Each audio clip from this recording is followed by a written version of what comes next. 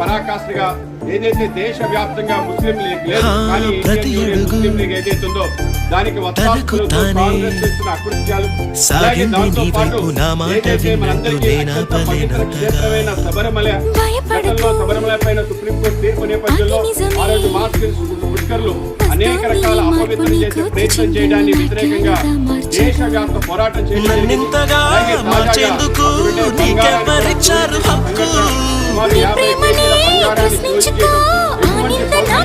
శబరిమల యాత్ర అనేక సంఘటనలు వాటిపైన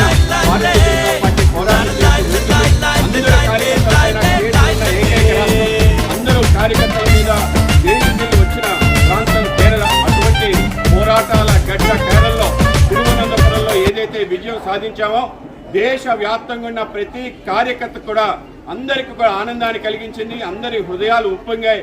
కనుక అటువంటి ఒక అద్భుత విజయాన్ని సాధించిన కేరళ వీరులు మొత్తం తిరువనంతపురం నుంచి బయలుదేరి ఢిల్లీకి వెళ్ళాలి. స్వయంగా ప్రధానమంత్రి వాళ్ళు ఆహ్వానించడం, ప్రధానమంత్రిని కలవడానికి వెళ్తున్న తరుణంలో ఫ్లైట్లో కాకుండా ట్రైన్లో వెళ్ళాలని చెప్పి కేరళ ఎక్స్ప్రెస్లో బయలుదేరి ప్రతి ప్రాంతంలో వాళ్ళని స్వాగతం పలికి వాళ్ళకి అభినందన తెలియజేసే గొప్ప కార్యక్రమం ఇవాళ ఆంధ్రప్రదేశ్కి రావటం, ఆంధ్రప్రదేశ్ భారతీయ జనతా పార్టీ ఆధ్వర్యంలో వాళ్ళందరికీ స్వాగతం పలకటం, అలాగే మధ్యాహ్నం భోజనం కూడా వాళ్ళకి ఇక్కడ ఇవ్వటం, ఆ విధంగా మా అందరికీ కూడా ఆనందం.